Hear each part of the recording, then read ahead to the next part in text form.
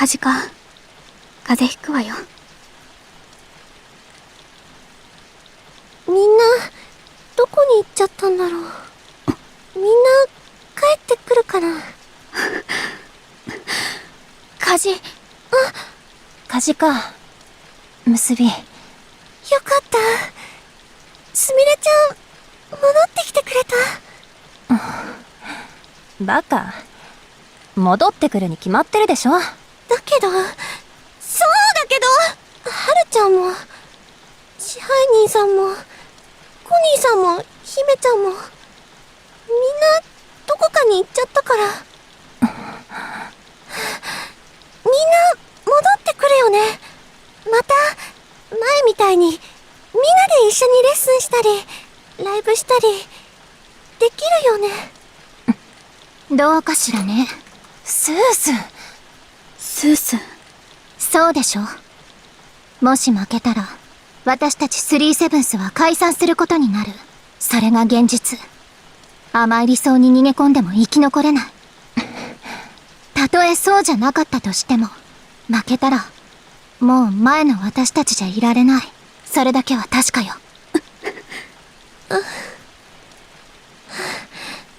私、やっぱり、わからないよ。この前、スーちゃんが言ってた、守るための戦いって、こういうことなの？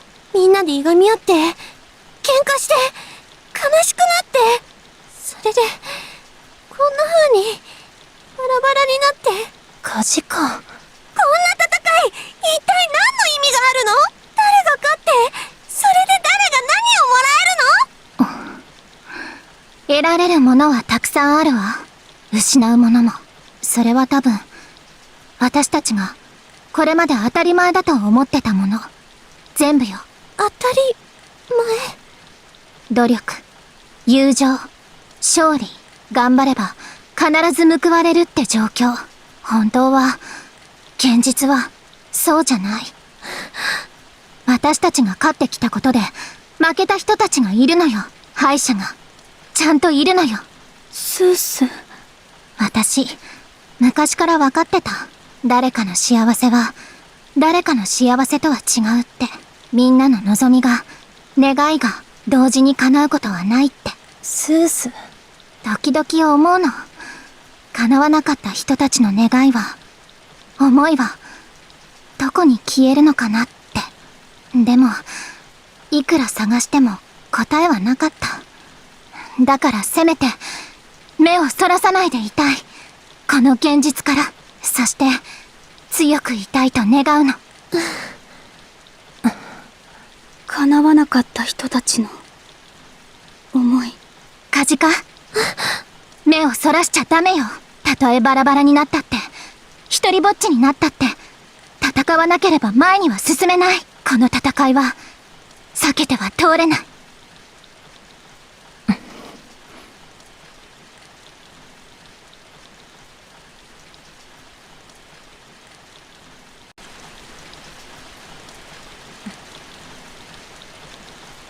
雨は平等ね。誰にも。第8話。敗者たちの雨。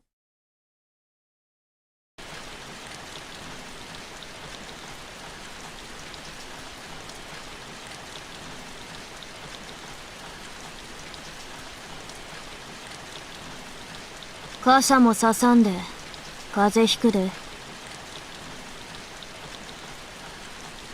長いことおったんやな。本当に救えんば。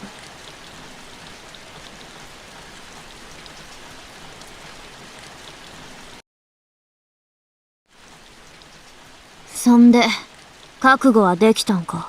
戦う覚悟、負ける覚悟が。浜上さん、この間の話、何かの間違いだよね。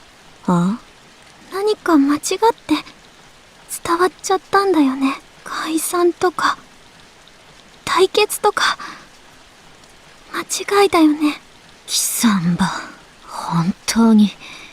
戦いなんてやめようよ。解散なんて誰も幸せにならないよ。共存していける道が必ずあるはずだよ。だから、それを一緒に。アンナ。お願い。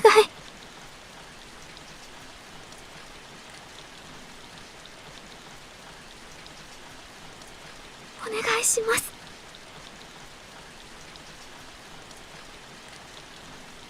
もう、こんなこと、やめてください。お願いします。私たちは同じだよ。同じ人間だよ。同じアイドルだよ。一緒に助け合えば仲間にだってなれるのに、一緒に助け合えばもっといろいろなことできるはずなのに。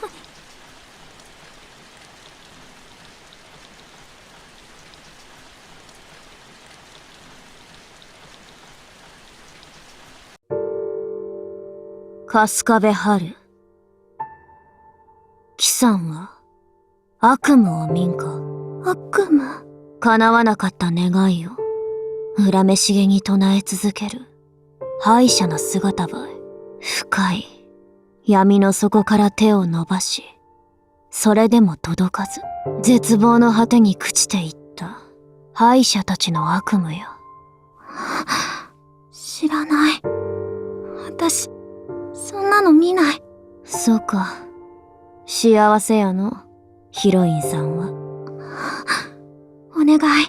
私はただ、みんなを笑顔にしたかっただけなの。誰かの背中を押したかっただけなの。戦いなんて、したくない。キさん、なんか勘違いしとりゃあせんか。これは、キさんが始めた戦争たん。みんなを笑顔にするか。アイドルになってみんなを笑顔にする。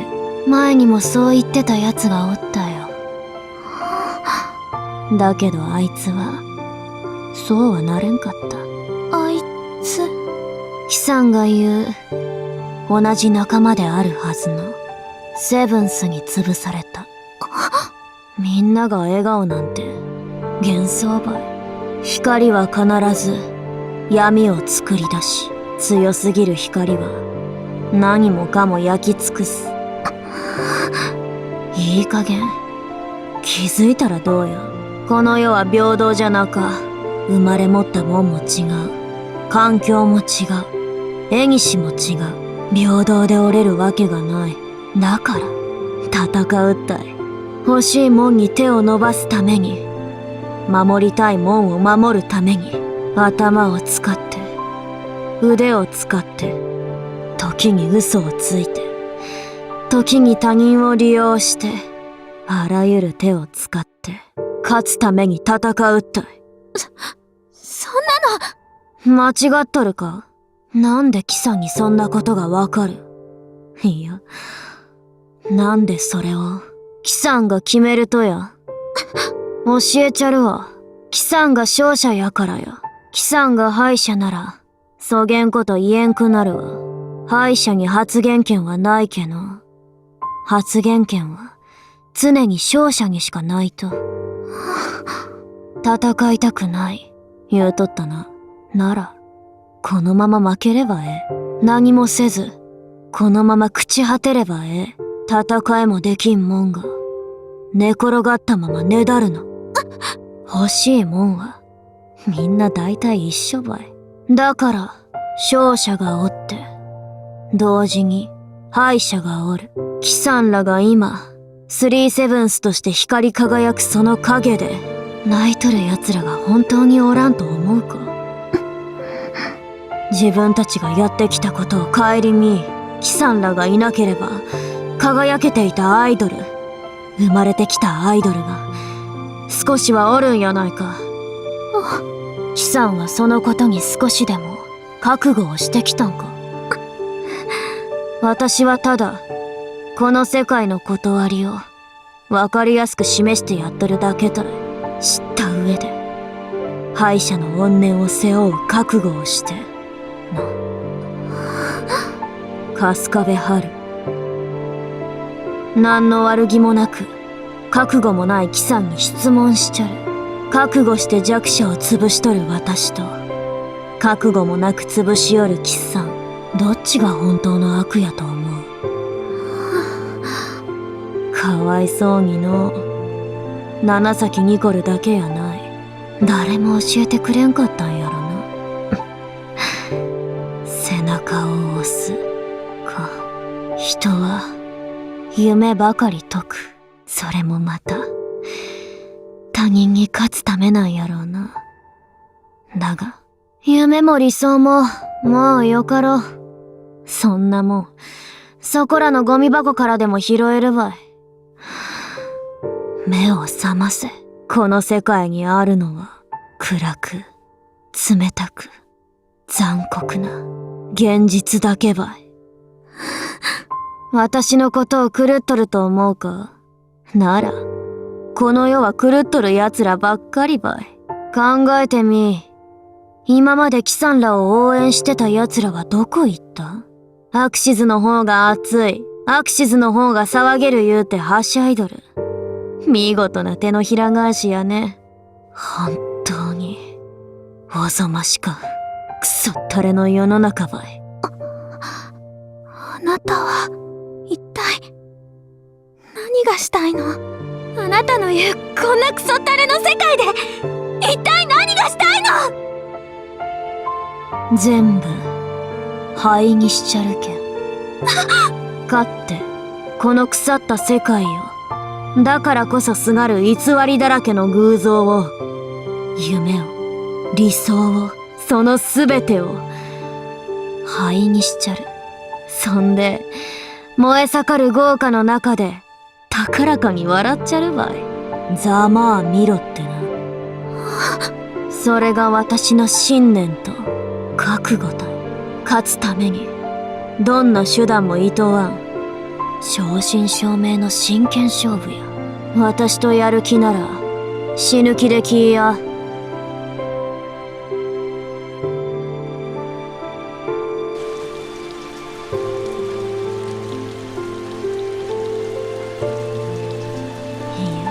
無理か。もう死んどるみたいやしな。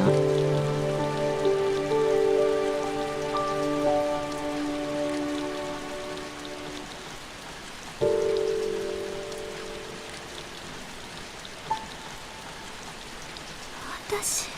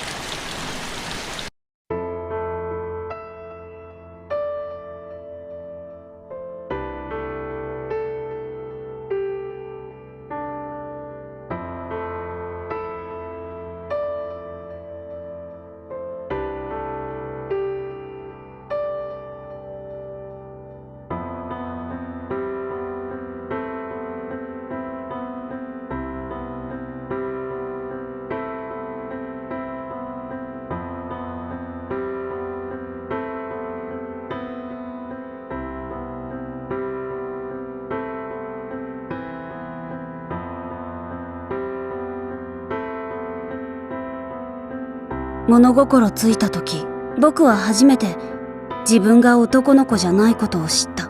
だから試しに自分のことを私って言ってみた。ママは血相を変えて怒った。女の子みたいな言葉遣いをするんじゃありません。僕は言う通りにした。男の子として生きていくことにしたんだ。なぜかって、ママは僕のことを愛していた。深く深く愛していた。それだけは分かっていたから。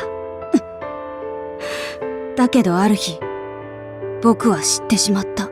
ママが僕の前にもう一人男の子を産んでいたってことを。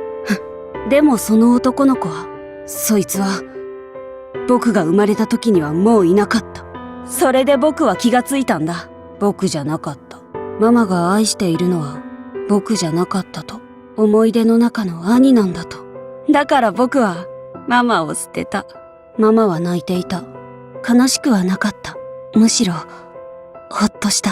この世に生まれてきて、初めて自由だと思った。そして同時に、怒りがこみ上げてきた。なんで僕なんだって、こんだけいる。世の中にこんだけいる人間の中で、なんで僕が否定されたんだって、生まれたままを認められなかったんだって。この世は不公平だ。バカもいれば、頭のいいやつもいる。生まれたままを認められるやつもいれば、生まれたままを許されなかったやつもいる。だからせめて、頭のいい人間になろうと思った。誰にも否定されないくらい、頭のいい人間に。そうすれば、もう誰も僕を否定しないから。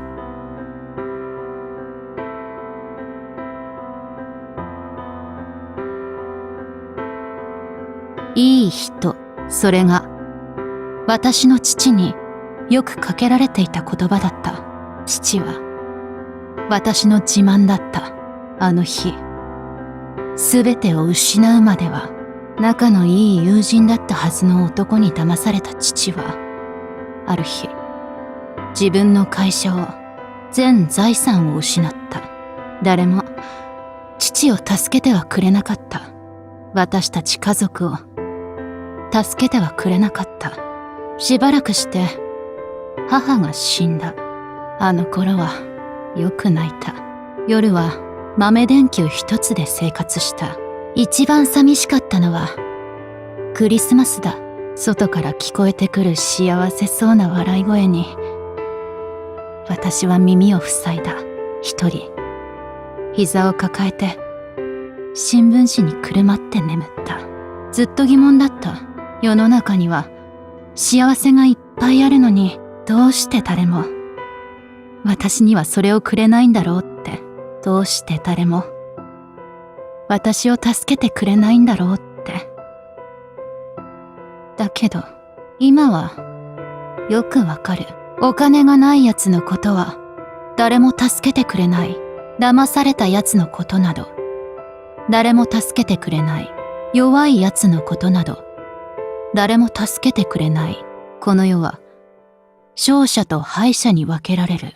いつも騙される者が敗者なのだ。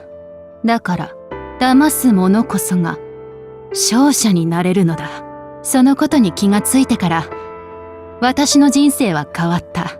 他人を欺くための道を探し始め、私は生まれ変わった。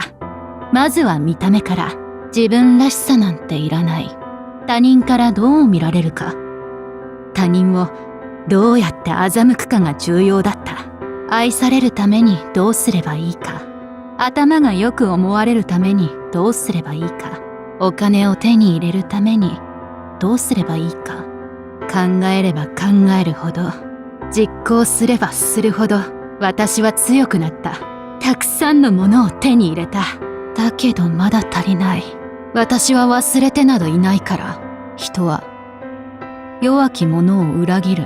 だからもっと強くなる。私はもっと強くなる。もう二度と誰にも騙されないように。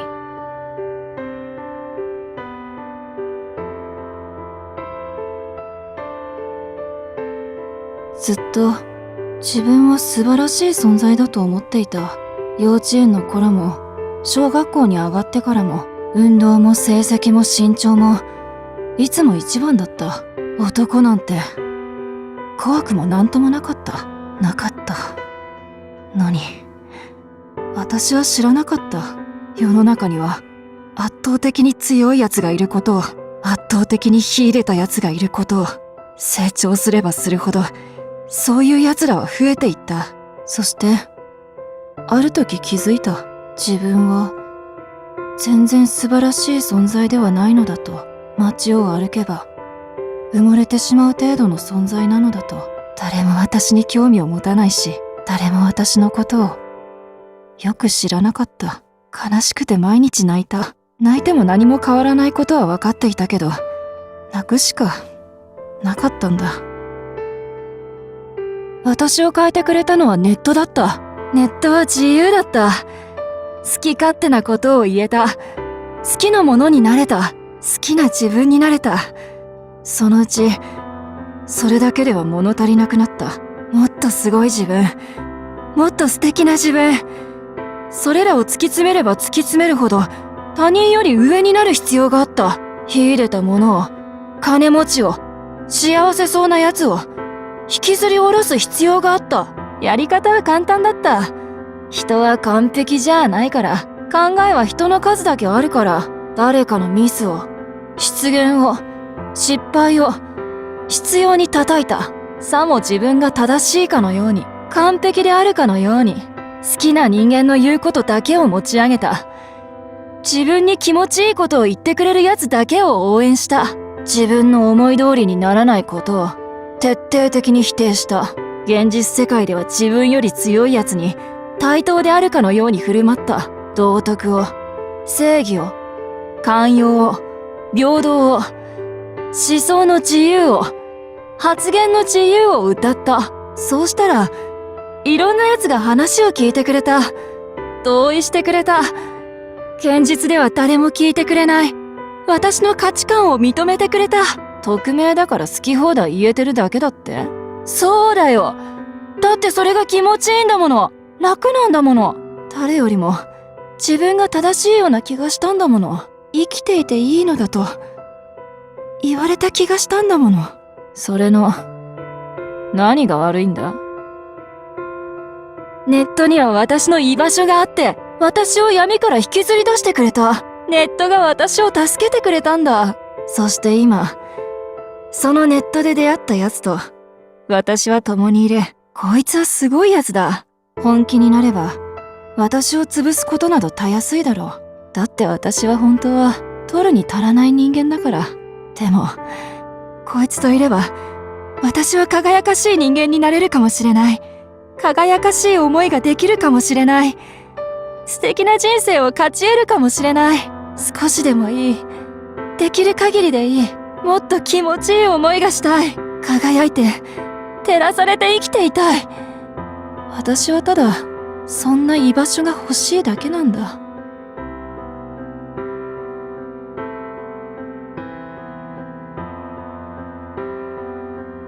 いじめって最低ですよね。クラスメートがいじめられているとき、私は絶対に加担しませんでした。いじめって最低ですから、くだらないなって思いながら見てたんです。だけど困ったのは、いじめられていた子が学校に来なくなった時のことです。次のいじめのターゲットになったのが私の友達だったんです。本当は私、助けてあげたかった。友達だから助けてあげたかったんです。だけどね、ちょっと事情が複雑だったんです。その友達はいじめにいっぱい加担してたんです。私と違って積極的にいじめをしてた子だったんです。いじめをしていた子がいじめられる側になった。どうなんでしょう。いじめていた人間がいじめられる側になったら助けられるべきなんでしょうか。